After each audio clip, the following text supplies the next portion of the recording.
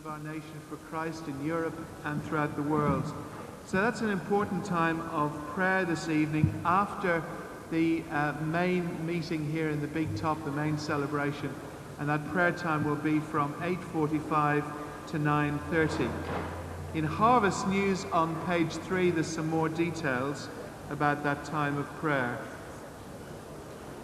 And then if you're thinking about bringing a group to Word Alive next year, which I hope you are, encouraging folk to come from your church, your fellowship, you can find more out about that at 1 o'clock in the Mediterranean today. 1 o'clock in the Mediterranean if you're planning to bring a group to Word Alive next year. I was talking to a book publisher yesterday of a well-known Christian publishing house in Britain who said that Christians are not reading. Even ministers and pastors are not reading. And really we need to be informed about our faith. We need to surrender our minds to the Lord, as Chris Wright was reminding us yesterday, to think very clearly about our faith and work through what we believe in terms of our convictions and in terms of our thinking things through and working things out. Let me recommend a book which is a tremendous book called Tough Minds and Tender Hearts by Jonathan Lamb. It's the recommended book for today. You'll find it in the exhibition centre on the bookstall. It's a very challenging and well-written book which talks about how Jesus combined truth and love in his dealings with people. You'll find this enjoyable and helpful and very, very challenging, and I warmly commend it to you. Tough Minds, Tender Hearts by Jonathan Lamb, $5.99. Now let's just be quiet for a moment as we remember we come to meet with the living God, to hear from him, from his word. So let's lay aside everything that might have distracted us so far, maybe a rushed breakfast, or rushing the kids somewhere else on the site. Let's just be quiet for a moment and open our hearts to God who knows all about us.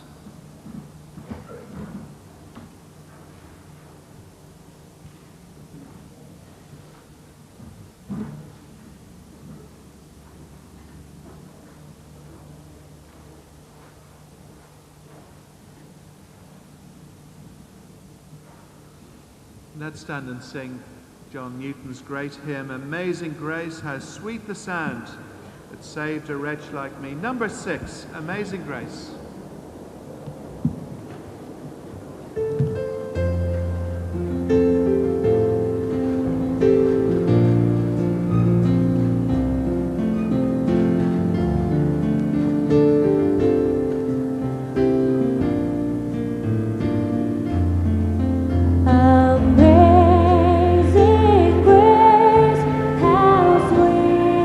The sound that saved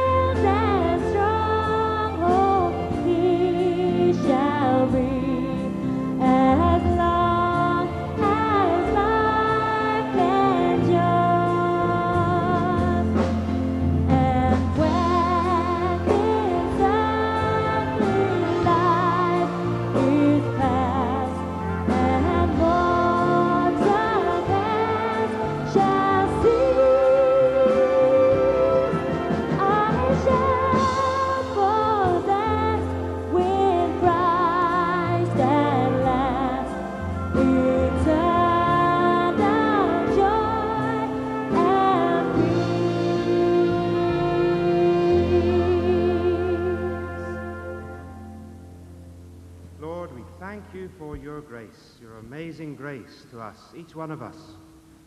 We thank you for the great flood and river of that grace through the history of the human race, the history of your people Israel, the history of your church, and for that grace which sustains us even here alive this morning. Thank you for the grace also that we find in your word. And as we turn to it now, we ask the grace of your Holy Spirit to be with us, to teach us, and to help us understand and to respond to what you say to us. In Jesus' name, amen.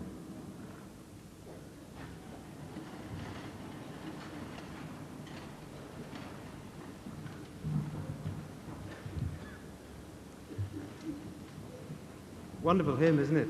I just wonder what happened to the 10,000 years of the last verse that we used to sing before. So I got left off there, but still. Now we're turning this morning to Deuteronomy chapter 9. So if you can get that open before you. It's a chapter which seems, as we read it through, to be much more about God's judgment than about God's grace. But I'm sure that by the end of our meditation this morning on it, we will recognize that the grace of God floods its way through it, notwithstanding. But it very much is a chapter of God's wrath and God's judgment and what you do about that. One of the interesting things about the chapters of Deuteronomy is that Moses so often engages in a kind of dialogue with the people, imagining the things that they would be saying to themselves. And of course, that's what good preachers often do. They say, well, now you'll be thinking this, and this is what you might be saying, and then they answer what will be thought or said. A couple of examples of that before we look at this chapter to illustrate the kind of thing I mean. In chapter 7, verse 6 and 7, Moses challenges the possible thought that Israel might have had that God loved them because they were somehow special and more superior than other nations. Deuteronomy 7, verse 7, the Lord did not set his affection upon you and choose you because you were more numerous than other peoples, for you were the fewest of all peoples. So he says, don't think it's because you're special or because you're a great and powerful and mighty nation that God was impressed and chose you. Quite the opposite was true. You're just a little tadpole of a nation among all these great empires, but God loved you. Yesterday, we just glanced at a verse in chapter 8, which is the same sort of feeling.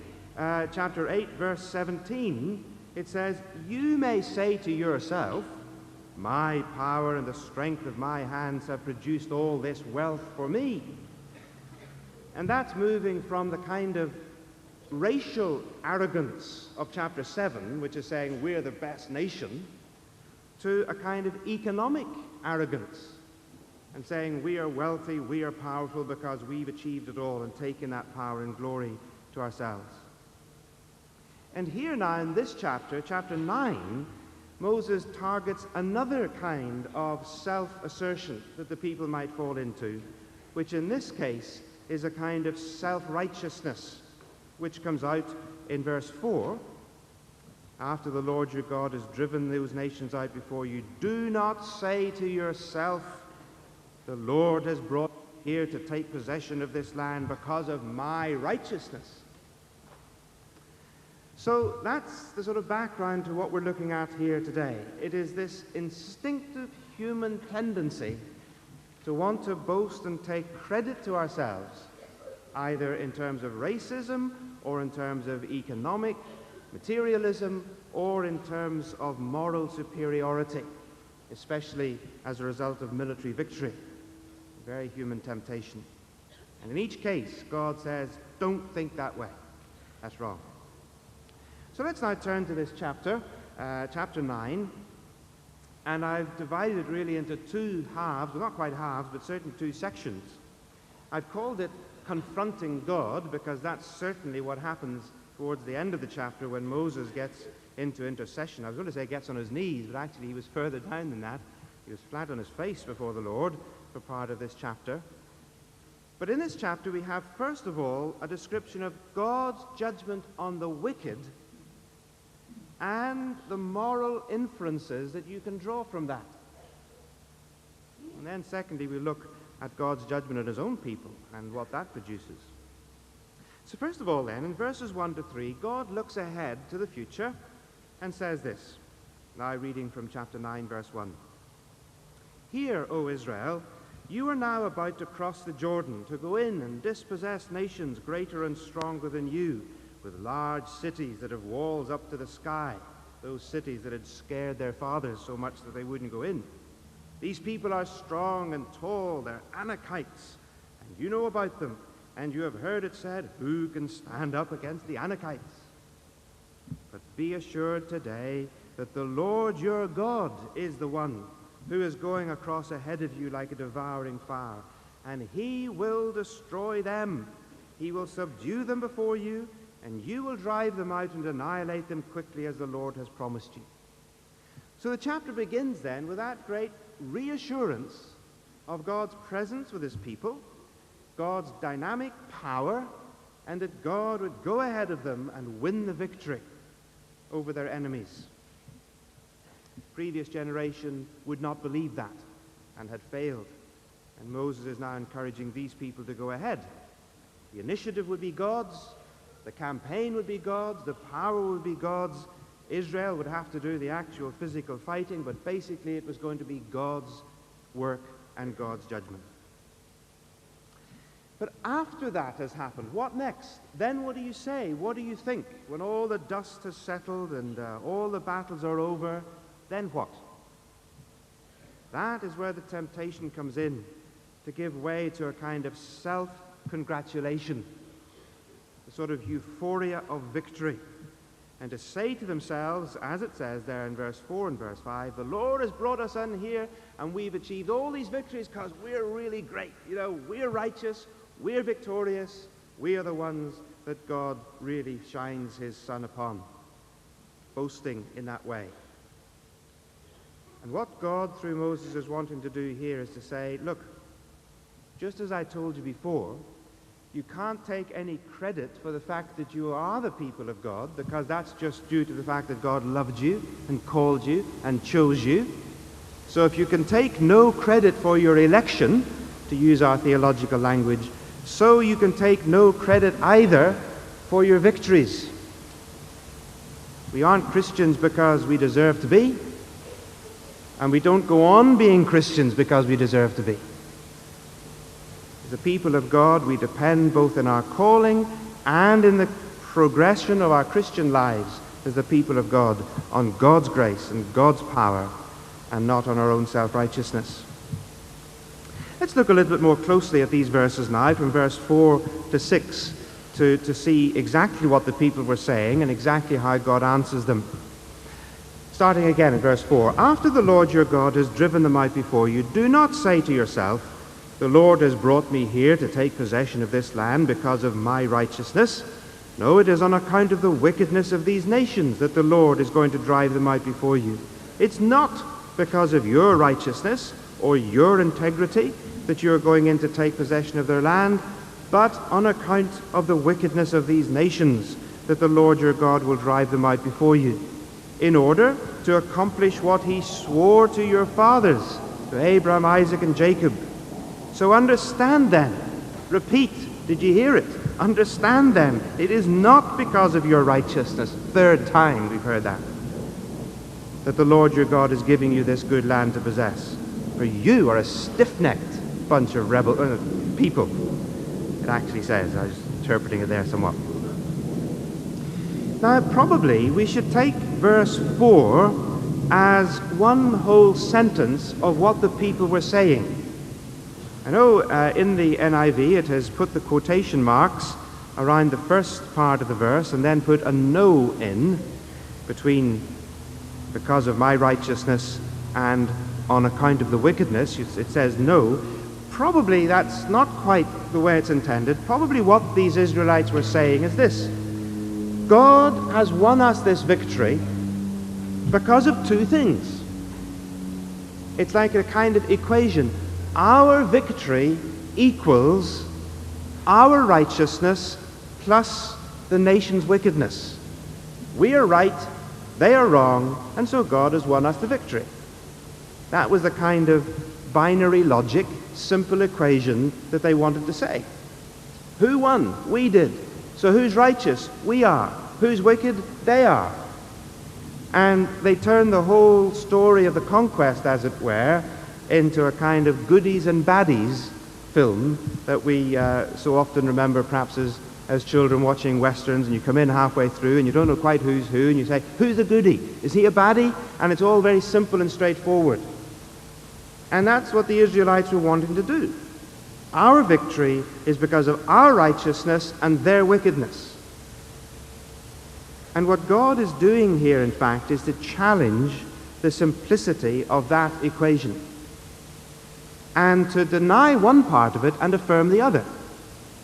And to say, yes, it is true that I am judging the Canaanites for their wickedness.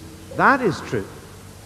But it is not true that you can then conclude from that that you are somehow righteous. Not because of your righteousness, but because of their wickedness. Now we'll come to their wickedness in a moment, but notice how Moses reinforces this by saying, look, not only is it because of their wickedness, as he says there in verse 5, but in fact the reason why God is giving you the victory is because of his faithfulness to his own promise. In verse 5b, he is doing this for you in order to accomplish what he swore to your fathers, Abraham and Jacob. It's not because of your credit. It's not because you're something special. It's because God is keeping his own word. God has made a promise to give you this land, and God is going to keep it.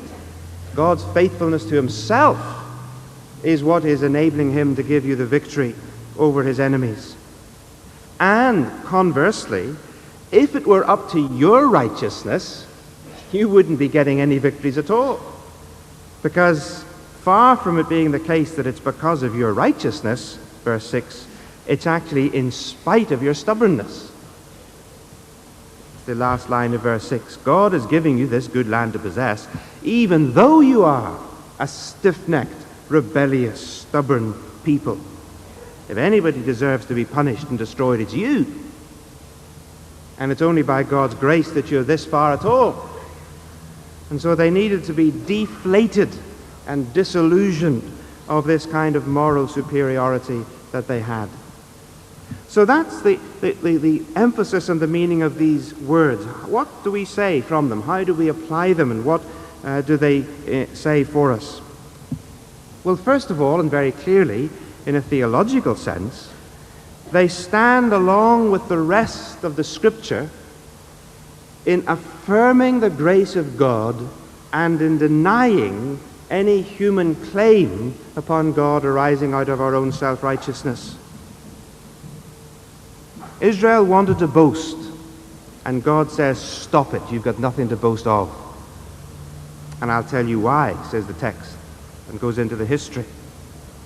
One commentator puts it like this. It's Patrick Miller, and his commentary says that the apostle was going to shatter on the rocks of history any claim that Israel had to moral self-righteousness. And indeed, the same commentator compares this to what Paul says in Romans chapter 3, which, well, we're looking at Romans 1 to 3 on the first evening. And you remember how Paul is wanting to say, yes, the people of God, the Israelites, do have enormous privileges of having experienced God's revelation, God's covenant, and all of that. But does that make them any better than the Gentiles? Does that make them any more morally superior? And his answer is no, it doesn't. Listen to what Paul says in Romans 3, verse 1 and verse 10. He starts off, what advantage then is there, he says, in being a Jew? What value is there in circumcision? And he says, much in every way. They've been entrusted with the oracles of God, and they have all these great gifts that God has given to them. But then he says in verse 9, Romans 3:9, so what shall we conclude then? Are we, meaning we Jews, Are we any better? Not at all, he says. We have already made the charge that Jews and Gentiles alike are all under sin. As it is written, there is no one who is righteous, not even one. No one who understands and seeks God and turns to him. And a little later, the famous verse in Romans 3:23, there is no difference, for all have sinned and fallen short of the glory of God. Meaning, whether you're a Jew, whether you're a Gentile, we all stand on the same playing field, level before God, as sinners, stiff-necked, stubborn, and rebellious. God has no favorites, is what this text is saying, as Paul is saying in Romans 3. So that's one aspect of this text. God is wanting to make sure that those whom he has redeemed, that those whom he is enabling to be victorious, in Old Testament or in New Testament terms, do not begin to have that glow of pride and self-righteousness which begins to think, gosh, God is being good to me because, I'm this, I'm that, and so on. We need to recognize that it is by God's grace and nothing else that we stand in that position. There is a second point here, though, which relates, of course, to the problem that all of us have at one level or another, the problem of the conquest. The problem that God sent the Israelites into the land of Canaan to destroy, to attack the civilization and the community and the peoples and the nations that were there in that land. And wherever and whenever you teach the Old Testament, as I do for a living, that question is going to come up. And I'm sort of forestalling it at this point because I can almost hear it. Somebody saying, well, what about the Canaanites? What about this command to destroy them? How do we square that with the love of God and so on? It is a moral issue that we have to be aware of and face up to. And I think that this text here, along with a number of others that I'll refer to in a moment, helps to put this problem in a perspective. I'm not sure that it necessarily answers all our questions or calms our minds completely. Scripture doesn't often do that, leave us without any questions whatsoever. But it does put the conquest of Canaan in a moral framework and says, look, God is going to destroy those people because of their wickedness. It is an act of God's justice and God's judgment. It's an act of the sovereignty of God exercising his righteous, providential rule within history. And that, says God, is what I am doing in this case. Now, this is actually the consistent view of the Old Testament, and indeed it's echoed in the New Testament, in the book of Hebrews and elsewhere, that the judgment of the Canaanites was in fact on them for their wickedness. Now, let me quote a few texts which support this. The first time that we come across this is in fact in the book of Genesis, chapter 15. Genesis 15 is where God renewed his covenant promise to Abraham, that he would bless him, make him a great nation, give him a family, and so on. And then in the context of that covenant, God told Abraham that his descendants would go down into the nation where they would be enslaved for generations, which of course came true at the time of the Egyptian slavery. But then it says, this is Genesis 15, verse 16, in the fourth generation, your descendants will come back here, that is, back to the land of Canaan. For the sin of the Amorites has not yet reached its full measure. Now, what does that mean? Well, what it is meaning is God is saying, look, this culture, this people, the Amorites who live here, are not yet at the level of wickedness and sin that would justify me in acting against them in such judgment and destruction as is going to come in the centuries ahead. But there will come a day when it will be so, when their iniquity will be full, and when their society and civilization will be so degraded and polluted and destructive and callous and unjust that the judgment of God will be righteous and just upon them. That's the first hint we get of that in Genesis 15:16. It becomes much more explicit when you come to the book of Leviticus. If you look, for example, at Leviticus chapter 18, And at verse 24, there is a long list of the sins that Israel were commanded not to commit. All kinds of perversions and immorality and child sacrifice and so on. And it says, Leviticus 18:24, "Do not defile yourselves in any of these ways, because this is how the nations that I am going to drive out before you became defiled. Even the land was defiled. So I punished it for its sin, and the land vomited out its inhabitants." Wonderfully vivid metaphor there. "But you must keep my decrees and my laws, and the native born and the aliens living among you must not do any of these detestable things. For all these things were done by the people who lived in the land before you, and the land became defiled. And that is why, says God, I drove them out." And the same thing is said in chapter 20, verses 22 to 24.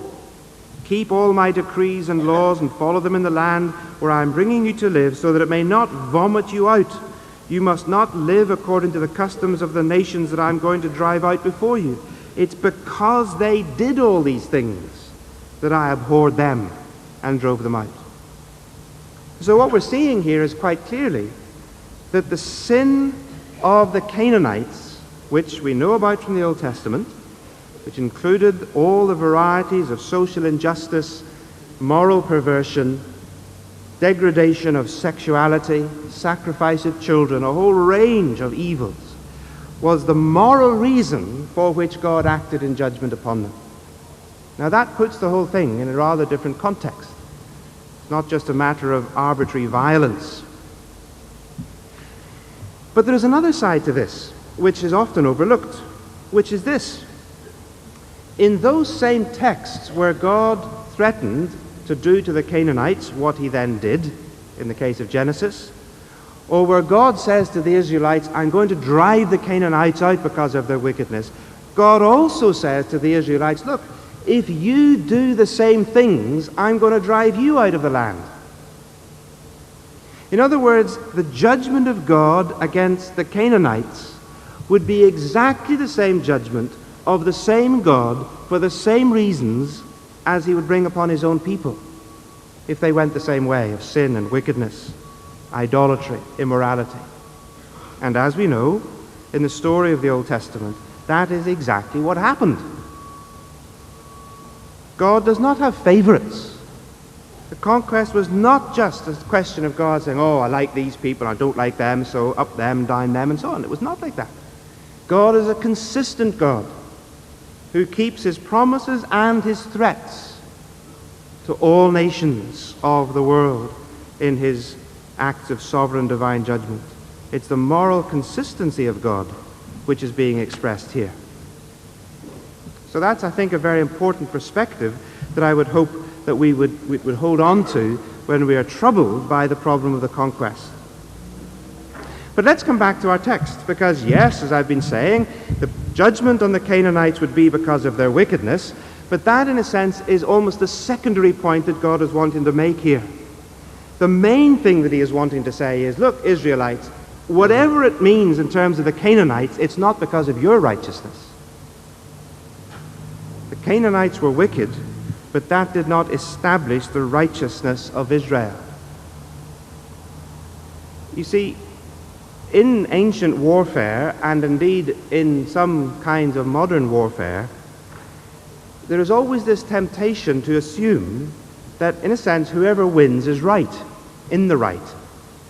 And whoever is defeated was obviously in the wrong, especially if you bring a kind of divine perspective in. God will smile on the righteous and judge the wicked. Therefore, if one nation wins the battle, they must be righteous, while the other nation must be wicked. And God is saying, look, that's not the case. God can use even those who themselves are far from righteous, who are deeply unjust and wicked, to bring about his own relative acts of judgment and justice within the history of the world. The Canaanites' wickedness did not make the Israelites righteous. And God's use of Israel as an agent of his judgment did not assume that they were somehow more righteous than the other nations. That, I think, is a perspective we do need to have in mind also when we look even at our own contemporary history. To me, one of the most sickening aspects of the Gulf War was not just the horror of the whole thing and the whole way it was built up and everything that happened within it and the appalling loss of life and destruction of nature and so on, but the way in which afterwards those who had won that war basked in self-righteousness. We are the sort of defenders of the right and the good and the free against all the forces of evil and darkness represented by the enemy. And one wanted to go and shout in the streets this verse from Deuteronomy 9, no, it is not because of your righteousness, but because of God's sovereign acts within history, however we may want to interpret them. So let's now come back to this text and to the second part of our theme, which is also on the screen. You see, as we've been saying all through here, the point of this chapter is to deflate Israel's temptation to arrogance and boasting and self-righteousness. And so Moses says, all right, this victory is not because of your righteousness, but because of the wickedness of the nations. Now, you might have thought that since he has concentrated so much on the wickedness of the nations, that, well, wouldn't it make sense to go on then and to give a few examples of the wickedness of the nations? I mean, he was perfectly capable of doing that. What the Canaanites were like was well known. A little bit later in chapter 12, for example, when he's describing something of the horror of Canaanite civilization, at the end of chapter 12 it says, you must not worship the Lord your God in their way, because in the way they worship their gods, they do all kinds of detestable things. They even burn their sons and daughters in the fire as sacrifices to their gods. So it would not have been impossible for Moses to have catalogued all the wickedness of the nations for which God was going to judge them. But instead, what we have in the rest of this chapter is a catalogue of the wickednesses of Israel, the failures of God's own people, and of God's act of judgment upon them. You're a stiff-necked people, says Moses. And he emphasizes that again in verse 7 and in verse 24, quite tactlessly. He says, look, verse 7, from the day you left Egypt until you arrived here, you have been rebellious against the Lord. In verse 24, he says, you have been rebellious against the Lord ever since I've known you. The day I arrived in Egypt, you've been rebellious against the Lord. So Moses is not going to pull his punches here. He wants these people to recognize something of their own history and something of what it means to still be alive as the people of God in spite of all that history. Actually, from verse 7 through to the end of the chapter, Moses mentions 4 or 5 examples of Israel's failure. The main one that we're going to look at is the one that actually happened at Mount Sinai, at Horeb.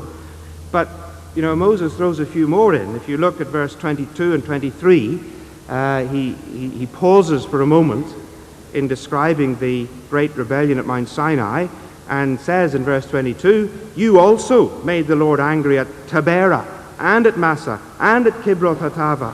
And when the Lord sent you out from Kadesh Barnea and said, go up and take the possession of the land I've given you, even then you rebelled against the Lord and didn't trust him or obey him. So you see, he's piling it in. All the examples he can think of the failure of God's people. But it's this one particularly that we want to think about, the rebellion that happened at Mount Sinai, or at Horeb, as it is here called. Look what it says in verse 8. At Horeb, which means Mount Sinai, you aroused the Lord's wrath, so that he was angry enough to destroy you. Angry enough to destroy you. It's a very strong word. It's exactly the same word as has been used in verse 3 about what God was going to do to the nations. Look, see, verse 3, he will destroy them, blot them out. And Moses says, look, there was a time when God was so angry with you people that he was willing to destroy you. So we need to take very seriously what Moses is describing here and what had actually happened in this situation. If anyone deserved to be destroyed, it was Israel, not just the Canaanites. So then let's look on now and read from verse 9 on through a little while and remember this story, because it's actually retelling the story of Exodus 32 to 34. And if you want some time to get the whole of the story, then do read that. Exodus 32 to 34 is the background to what Moses is now recalling here. Verse 9. When I went up on the mountain to receive the tablets of stone, the tablets of the covenant that the Lord had made with you, I stayed on the mountain 40 days and 40 nights, and ate no bread and drank no water.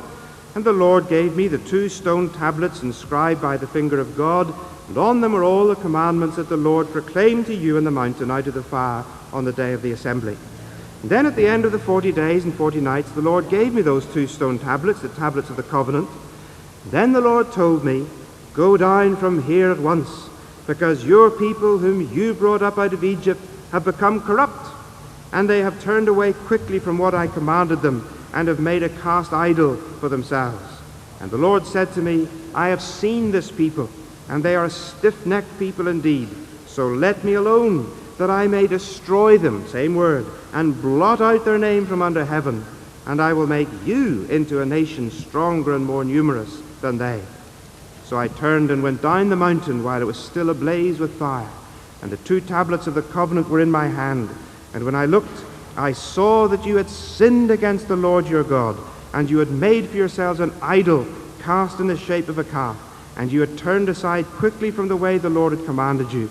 And so I took the 2 tablets and threw them down out of my hands, breaking them to pieces before your very eyes. What we have here is a retelling, as I said, of the story of Exodus 32 to 34. The great apostasy of the golden calf, as it's called. You remember it very briefly. It was that Moses had gone up the mountain to receive the commandments, and the people down below who had come out of Egypt said to Aaron, look, we don't know what's happened to this Moses fellow. He seems to have got lost. Why don't you help us? And so Aaron says, all right, give me your earrings and all your gold. And he makes this great golden calf. Well, he made it. Do you remember when Moses came to him and said, what's this? He said, well, we just threw all this gold into the fire and out came this calf. Brilliant piece of disclaimer.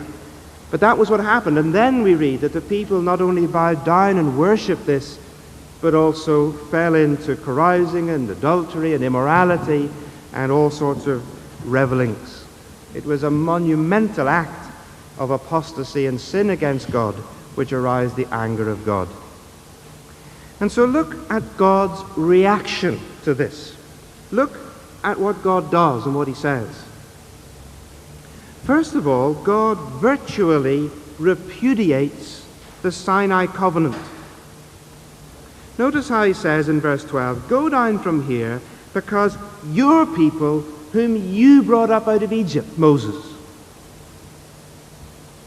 Not even just this people, which would have been sort of stark enough, but your people. Now this was the people to whom God had said in covenant commitment at Sinai, you will be my people and I will be your God. That wonderful expression of covenant relationship between God and his people. And here God virtually says the same as what Hosea had said through the naming of one of his children. To remember, Lo Ami, not my people, was one of the names of Hosea's children. Poor fellow. Imagine being taken around the streets of Jezreel and people say, that's a nice little baby. What's he called? Not mine. That was tough. Another little girl came along, and Hosea had to take her in the pram round the markets of Jezreel, and people said, well, what's this one called? Not loved. That was some message.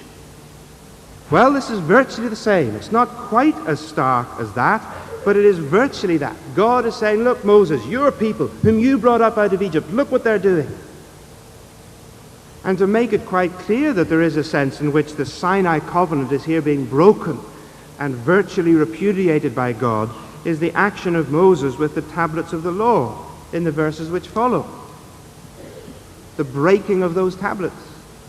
And it's quite clear also, he didn't just drop them. He wasn't just shocked. He said, oh, oops, they fall. It says he threw them down before the very eyes of the people, as if to say, this is broken, this is it. God is rejecting you even as his people. It is horrific. It is terrifying, these words that God speaks. But even worse was to come. Because God says to Moses in verse 13, I've seen this people and they're stiff-necked. Now look, let me alone, Moses, so that I may destroy them and blot out their name from under heaven, and I will make you into a nation stronger and more numerous than they are. Now if you read the original version of that in Exodus 32, verse 10, it's even stronger. Exodus 32, verse 10, God says, now leave me alone so that my anger may burn against them, that I may destroy them, and then I will make you into a great nation. Now this is very clearly the echo of the Abraham covenant, because this is what God had promised to Abraham. God had said, I will make you into a great nation. And here is this God of Abraham saying to Moses, Moses, get out of my way, let me alone, I'll destroy this people, wipe them out, and I'll start again with you. And I'll make it the people of Moses, not the people of Abraham. It's almost, some commentators suggest, an echo of the flood scene. God is prepared to blot out the whole of this people and start again with one man, just as he had done with the flood and with Noah. The anger of God is real. It is terrifying. He is speaking words which Moses must have trembled to hear. No wonder he said to this people, reminding them of it, this God was angry enough to destroy you, to repudiate the Sinai covenant, to repudiate the Abraham covenant, to wipe you out and to start again with me. Isn't it important that we take seriously the biblical teaching about the anger of God, even on his own people? Now, of course, it is equally important that we hold on to those great, wonderful biblical truths about God's assurance to us that when we are his people, we will be his people, the perseverance of the saints, and so on, that we recognize all the great scriptures about God's faithfulness and God's mercy and God's grace that will see us through to the end. Yes, yes, yes, of course, all that is there. But the scripture itself leads us to recognize that there is an awfulness of the wrath of God even against his own people. It should never lead us to complacency over sin and idolatry among the people of God. Remember those warnings of Jesus to people who would have called him Lord and named his name, and yet to whom he will have to say on the day of judgment, depart from me, I never knew you. I don't know you, even though you claim me. Remember those warnings of Hebrews, how terrible a thing it is to fall into the hands of the living God, those who have once known him. Difficult verses, puzzling scriptures. Theologians wrestle over them, but the reality is there. Sin is to be judged, and sin in the people of God brings God's wrath and God's anger. And that too, of course, is partly what was lying behind the exposition last night of Romans 6 by Jonathan Fletcher, of those who would say, well, if God has saved me, if I'm secure, if I'm going to heaven, then why shouldn't I sin? What a terrible response. And so here we have it. God says, I was angry enough to destroy you. Well, the story continues here in chapter 15. You can see that we're in suspense. We wonder what is going to happen next. And Moses not only destroys the tablets, but then also he tells us that he took that golden calf, and verse 18 through to verse 20, he took it, he ground it to dust, he threw it away, burned it in the fire, and one of the other accounts tells us that in fact it was put in the water and the people had to drink it. the act itself was destroyed, the act of idolatry. All of that comes in. But then let's turn now to Moses' intercession, the thing which stood between God and his wrath and the forgiveness and the future of this people. And that comes in verse 25 through to 29. Moses' intercession. At last, here in this chapter, just as also in Exodus chapter 32 and 33, at last we reach the point where Moses intercedes and where God's hand is stayed. Now remember, what had God threatened to do? God had threatened to renounce the Sinai covenant. This is your people. You look after them. I'm not their God anymore. And he had threatened to renounce the Abraham covenant by destroying this people and starting again with Moses. And what I think is quite astonishing here is the incredible boldness with which Moses almost, as it were, puts his hand up to God and says, hey, God, you can't do that. It's an amazing act of intercession that we have here. The boldness of Moses. He comes as close as we could imagine to actually rebuking God for even thinking such things. Now, we may not be very comfortable with this. We know, of course, that Moses was closer to the heart of God, we are told, than any other human being. He was humble. He saw the Lord face to face. He was the friend of the Lord, the servant of the Lord, and he was able to speak to God like this. But, this is amazing. First of all, even before we look at what Moses says in terms of his intercession with God, just think of the temptation or the testing that God was putting before Moses. I don't know if you've ever reflected on that. God said to Moses, look, this people, hey, why don't we just get rid of all of them and start again with you? You can be my next Noah. You can be my Abraham. This people will be called the children of Moses, not the children of Abraham. And here's this Moses, the leader of this people, who have stubbornly murmured and grumbled and rejected and rebelled all since he's known them, he says. And here he is struggling with this people, and he's suddenly faced with the prospect that God would at long last get rid of them, and he'd be able to start again with something fresh. Many a pastor has sort of had that possibility in mind. Well, goodness. In fact, tragically, that is what happens sometimes in Christian ministry. People have a tough time in one place, so what's the easiest thing to do? Get up and go. Start a parachurch ministry. Get out and be your own boss. Here we find Moses not only as the model intercessor for his people, but also in a sense as the model leader of God's people. He is committed to them. Far from allowing the thought that God would destroy this bunch of rebels, start again with him to tempt his mind and to say, wow, that would be good.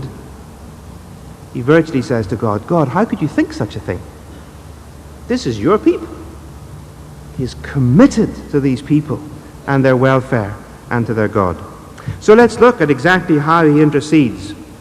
What does he bring back to God's attention? First of all, whereas God had appeared to, as it were, renounce the Sinai covenant, Moses brings it back into God's consciousness. Look what he says in verse 26 and 29. Well, we could start at verse 25. I lay prostrate before the Lord those 40 days and nights, because the Lord had said to me that he would destroy you. And I prayed to the Lord, and I said, O sovereign Lord, do not destroy your people, your own inheritance, that you redeemed by your great hand and brought out of Egypt. And again in verse 29, listen, Lord, they are your people, your inheritance, that you brought out of Egypt. And I'm quite convinced that that is a deliberate echo of verse 12. See, God had said to Moses, look what your people who you brought up out of Egypt are doing, says God to Moses. And Moses said, just a minute, God. This is your people. And you brought them up out of Egypt. And if you remember, I didn't think it was such a good idea at the time and wasn't very keen on it and didn't want to go. So God, don't land them on me. It wasn't me who brought them out of Egypt, it was you. Now that's what I mean by saying there is a boldness here. God says, your people, Moses. Moses says, your people, God. And he brings back to God's mind and God's heart this ultimate truth that God is committed to his people. If God has said, you shall be my people, then God can't go back on that, says Moses. God, you can't now say they're somebody else's people. They're your people. Because you've called them your people. And so you be committed to them. Don't destroy them. This people is your people because you've made that. And secondly, and again you'll expect this, God had said to Moses, look, I'll destroy these people and start again with you. And as I said, that is clearly an echo of the Abraham covenant. I will make you into a great nation, says God to Moses. And Moses again with indignity says, verse 27, remember your servants Abraham, Isaac, and Jacob. Remember them. And that again is echoed in the passage that we had back in Exodus 32. God says, or Moses says to God, remember your promise. Now here I think, if one could use secular jargon without it being thought irreverent, Moses is really going for the jugular. And I mean that. Because you remember back in chapter 15 of Genesis, God had made his oath to Abraham. And how had he done it? He had done it by putting Abraham to sleep, first of all, God the anesthetist, and then cuts up these animals, remember, which was part of a sacrificial ritual of covenant making in those days. And then what used to happen was that you cut animals or birds in half, and then if you wanted to make a solemn promise with somebody, you walked together between the severed parts of the animals. And the symbolism was, look, if we break our word, if we don't keep our promise, let us be like these animals. Cut up, sacrificed, dead. It was a very powerful form of self-curse. I will do what I say. I will keep my promise to you. And if I don't, this is what it'll be like these animals. Now in Genesis 15, that symbolically is the strength of what God said to Abraham. God, as Hebrews says, swore on his very self that he would keep his promise to Abraham. As Hebrews says, because there was nothing higher that he could swear by. So God puts his life on the line. That's the meaning of this. God covenants on his own existence as God that he will be faithful to Abraham, to his people, and to his purposes through Abraham, of course, as we were thinking of bringing blessing to all the nations. That's God's promise. And so Moses is saying here to God, now listen, God, when you talk about destroying this people, have you thought what that means for you? That's what I meant by saying he's going for the jugular. He's saying, remember Abraham, to whom you swore that you would be faithful. You cannot destroy this people, ultimately and finally and forever. Judge them, yes. Punish them, yes. But they cannot be destroyed, because God is God. God could not abandon his promise to Abraham without breaking God's own oath and without denying God's own being. That is the strength of Moses' intercession. What would happen to God if God broke his promise? And that thirdly leads to another aspect of Moses' intercession, which again shows something of his boldness. Moses appeals to God's own reputation, his honor, his name. Look at what he says in verse 28. Well, just starting in the previous verse, he says, overlook the stubbornness of this people and their wickedness and sin. Otherwise, says Moses, otherwise the country from which you have brought us, that's Egypt, will say, well, it's because the Lord was not able to take them into the land that he'd promised them. and because he hated them that he brought them out to put them to death in the desert. See what Moses is saying? He's saying, look, God, if you brought these people out of Egypt all this way, and then suddenly you destroy them, what do you think the Egyptians are going to think? They'd be laughing in their togas. They'd be saying, what kind of God is that? He's inconsistent. He doesn't know what he's doing. He saves people, then he kills them. What sort of God is it? Actually, this is even stronger expressed in another occasion of Moses' intercession in the book of Numbers. The other example, actually, that Moses gives here of the failure of the people to go into the promised land in Numbers chapter 14. Here is what Moses says there in Numbers chapter 14, verses 13 to 16. Moses said to the Lord, who again was threatening to destroy the people, he says, well, then the Egyptians will hear about it. And by your power you brought these people up from among them, and they will tell the inhabitants of this land about it, because they've already heard that you, O Lord, are with these people, and that you, O Lord, have been seen face to face, and that a cloud stays with you, and that you go before them with a pillar of cloud by day, and a pillar of fire by night. Now listen, Lord, if you put these people to death all at one time, then the nations who have heard this report about you, they will say, the Lord was not able to bring these people into the land that he promised them on oath, so he slaughtered them in the desert where nobody would notice. You see, Moses is saying to God, look, think about your reputation. Think about your name. Think about what people will say about you as God if you behave in this way towards your people. Lord, he says, protect your name, protect your reputation. And God is concerned, as we know from the rest of the scriptures, for his name and for his glory.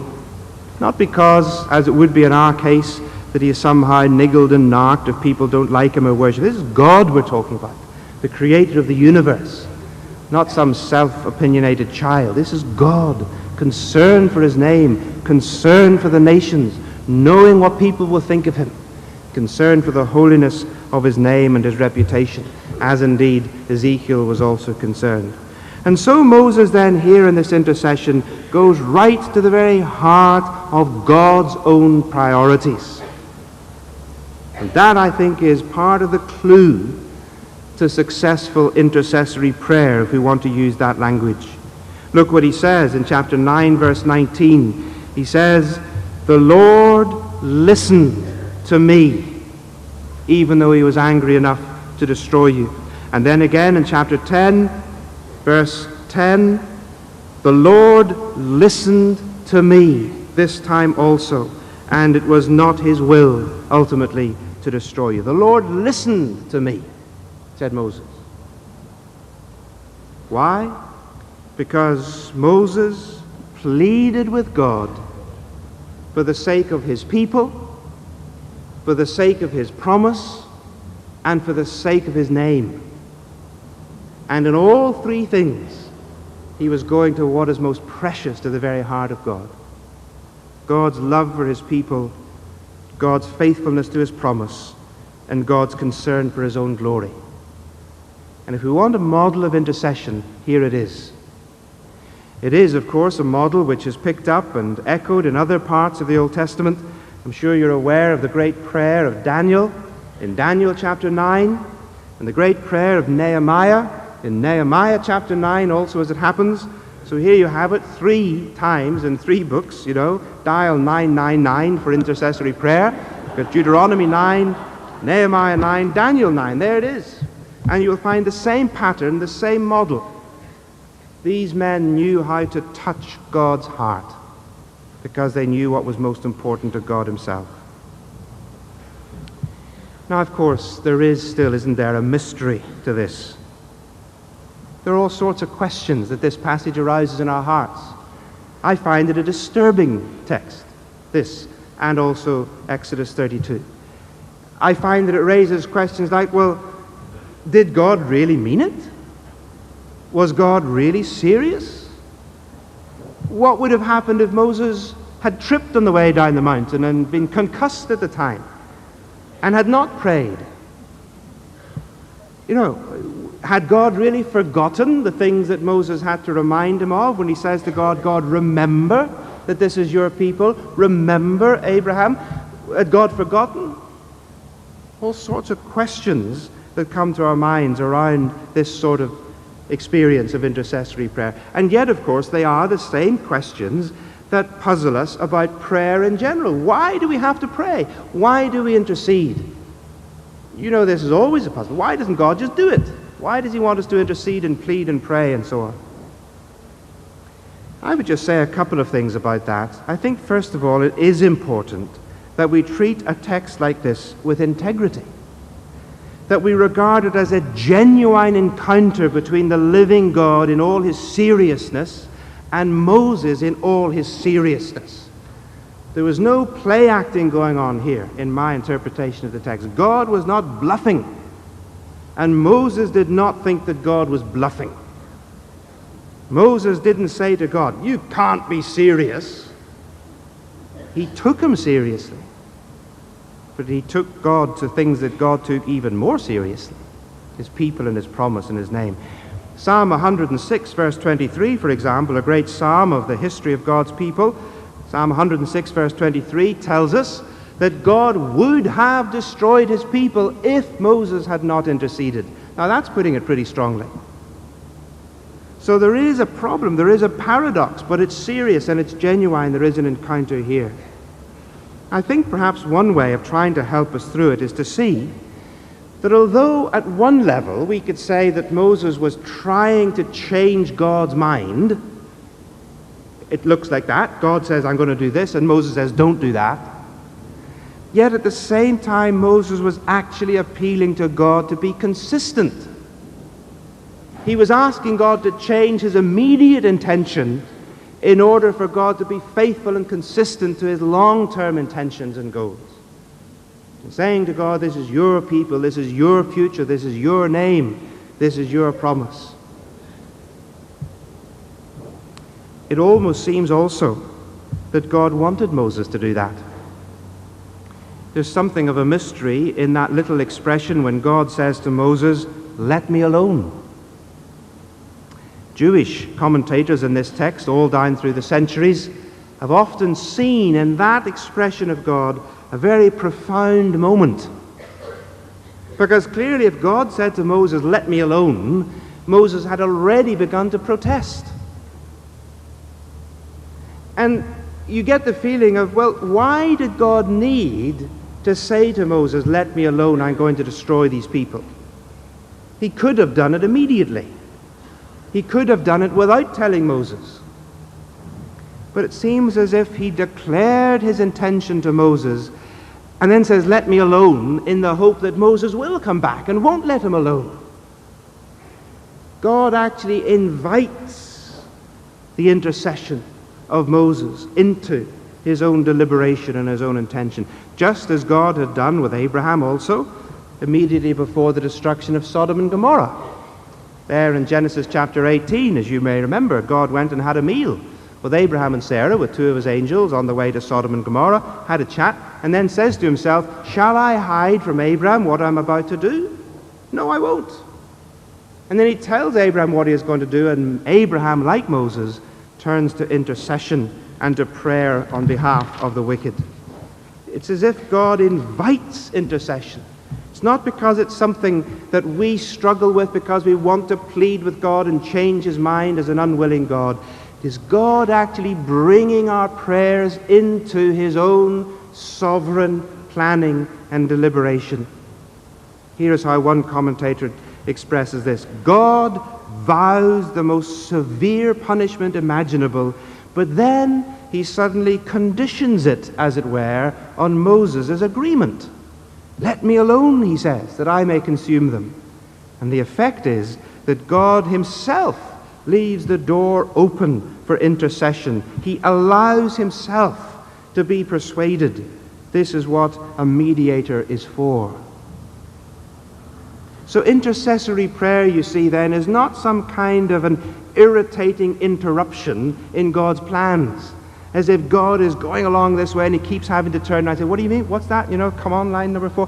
It's not as if intercession is some kind of interruption in God's purpose, but actually is an integral part of the way God exercises his sovereignty in history. He invites our intercession. He longs for it. He draws us in to his action. This is the personhood of God. Another commentator that I would enjoy to quote says that this is such a genuine encounter between Moses and God. And speaking particularly of the way Moses says to God to remember things, Fretheim says this: while these ought not to be considered arguments that God had not thought of before, to have them articulated in such a forceful way by one who has been invited into the deliberation regarding Israel's future gives them a new status. That is, God takes Moses' contribution with the utmost seriousness, and God's agreement with Moses' arguments indicates that God treats the conversation with Moses with integrity and honors his human insight as an important ingredient in the shaping of the future. If Moses thinks these things, then they take on a significance even to the mind and heart of God. Now that, I think, is tremendous. It is showing us that Moses was not so much arguing against God as sort of participating with an argument within God. Here is God in this tension, this struggle with this rebellious people whom he loves but who he's angry with. And Moses enters into that breach in the very heart and feelings of God and brings his prayers and his intercession into that. And that, I believe, is an insight that will help us as we ourselves intercede with God for God's world and for God's people. So what then, in conclusion, do we draw from this chapter?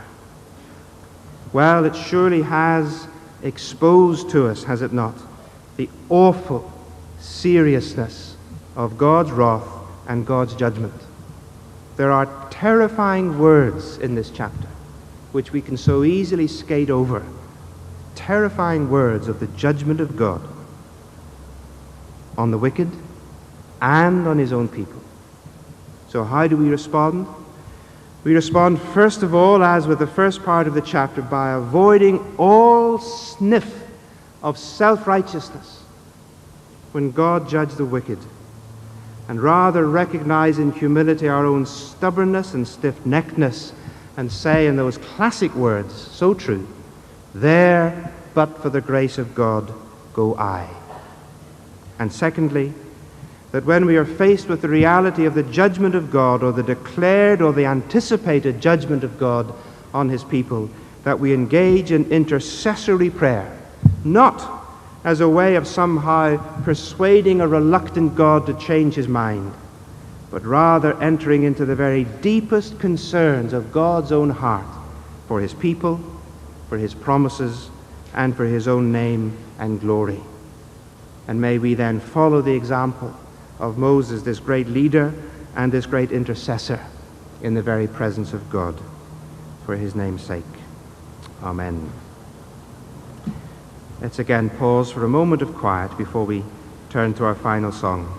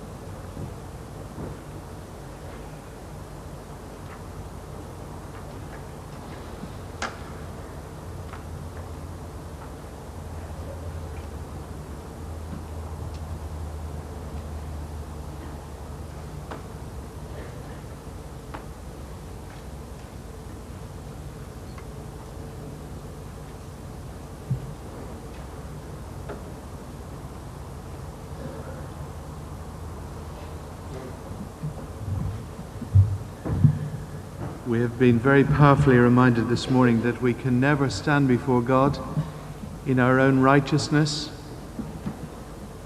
in our own self-importance. We can only stand before him by his grace. Our final hymn, 104, only by grace can we enter, only by grace can we stand. 104.